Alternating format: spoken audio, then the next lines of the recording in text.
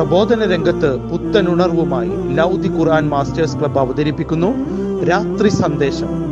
എന്നും രാത്രി 9 മണിക്ക് യൂട്യൂബിലൂടെ പ്രസംഗ പരിശീലന കളരിയിലെ പഠിതാക്കൾ നിങ്ങൾക്കായി ഒരുക്കുന്നു. കേൾക്കുക, പ്രബുദ്ധരാവുക, മറ്റുള്ളവരിലേക്ക് എത്തിക്കുക.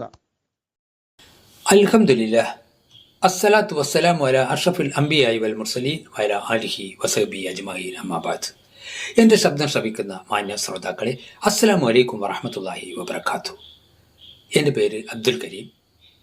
അയൽവാസിയോടുള്ള കടമകൾ എന്നതാണ് എൻ്റെ വിഷയം. നമുക്കറിയാം, ഇസ്ലാം സാമൂഹിക ബന്ധങ്ങൾക്ക് വലിയ പ്രാധാന്യം നൽകുന്ന ഒരു വിശ്വാസ സംഹിതയാണ്. അയൽവാസിയോടുള്ള കടമകൾ നിറവേറ്റാൻ ഒരുപാട് നിർദ്ദേശങ്ങൾ നൽകിയിട്ടുള്ള ഒരു മതമാണ്. അയൽവാസികളോട് വളരെ നല്ല രീതിയിൽ വർത്തിക്കണമെന്നത് ഇസ്ലാമിൻ്റെ നിർദ്ദേശങ്ങളിൽപ്പെട്ടതാണ്. നമുക്കറിയാം, എല്ലാവരും ഒരേ സാമ്പത്തിക ശേഷിയുള്ളവരായിരിക്കണമെന്നില്ല. ഒരുപക്ഷെ നമ്മുടെ അയൽവാസി നമ്മളെക്കാൾ ദരിദ്രനായിരിക്കാം, പാവപ്പെട്ടവനായിരിക്കാം. അങ്ങനെയുള്ളവരുടെ ന്യായമായ അവകാശങ്ങൾ അല്ലെങ്കിൽ അവരുടെ ആവശ്യങ്ങൾ നമുക്ക് കഴിയുന്ന രൂപത്തിൽ നിറവേറ്റി കൊടുക്കാൻ നാം ബാധ്യസ്ഥരാണ്. നബിയോട് ഒരിക്കൽ ചോദിക്കപ്പെട്ടു, ഒരു മുസ്ലിമെ സംബന്ധിച്ചിടത്തോളം അയൽവാസികളോട് എന്തൊക്കെ കടമയാണ് ഉള്ളതെന്ന്. പ്രവാചകൻ സല്ലല്ലാഹു അലൈഹി വസല്ലമ അതിന് മറുപടി പറഞ്ഞത് ഇങ്ങനെയാണ്: അവർ രോഗിയായാൽ അവരെ സന്ദർശിക്കുക, അവർ മരിച്ചാൽ മരണാനന്തര കർമ്മങ്ങളിൽ പങ്കെടുക്കുക, അവർ വല്ല കടവും ചോദിച്ചാൽ അത് നൽകാൻ തയ്യാറാവുക, ഇനി അവരിൽ വല്ല നന്മയും കൈവന്നാൽ അവരെ പ്രശംസിക്കുക,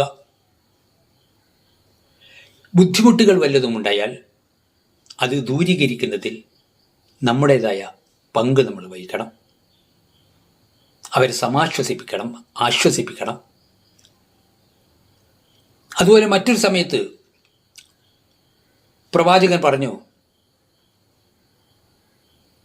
നീ നിന്റെ വീട്ടിൽ കറി വെക്കുമ്പോൾ ആ കറി അവന് നൽകാതെ അതിൽ നിന്നും വാസന അവൻ ഏൽക്കേണ്ടി വരുന്ന ഒരു അവസരത്തിൽ അത് ചെയ്യാൻ പാടില്ല. അങ്ങനെയെങ്കിൽ കറി കുറേ കൂടെ വെള്ളം ഒഴിച്ച് കൂടുതലുണ്ടാക്കി അവന് കൂടെ നൽകാൻ തയ്യാറാവണം. മറ്റൊരിടത്തിൽ പ്രവാചകനോട് ചോദിച്ചു, ഞാനൊരു കാര്യം ചെയ്യുന്നത് നന്മയാണോ തിന്മയാണോ എന്ന് മനസ്സിലാക്കാനുള്ള മാർഗം എന്താണെന്ന്. പ്രവാചകൻ പറഞ്ഞ മറുപടി, നിന്റെ അയൽക്കാരനോട് ചോദിക്കുക. നീ ചെയ്തത് നന്മയാണെന്ന് നിന്റെ അയൽക്കാരൻ പറയുകയാണെങ്കിൽ നീ ചെയ്തത് നന്മയാണ്. അല്ല, നിന്റെ അയൽക്കാരൻ നീ ചെയ്തത് തിന്മയാണെന്ന് പറയുകയാണെങ്കിൽ നീ ചെയ്തത് തിന്മയാണെന്ന് വിചാരിക്കുക. അപ്പോൾ നാം മനസ്സിലാക്കേണ്ടത്, അയൽക്കാരോട് നമുക്കൊരുപാട് കടമകളുണ്ട്, അത് നിറവേറ്റാൻ നാം തയ്യാറാവണം.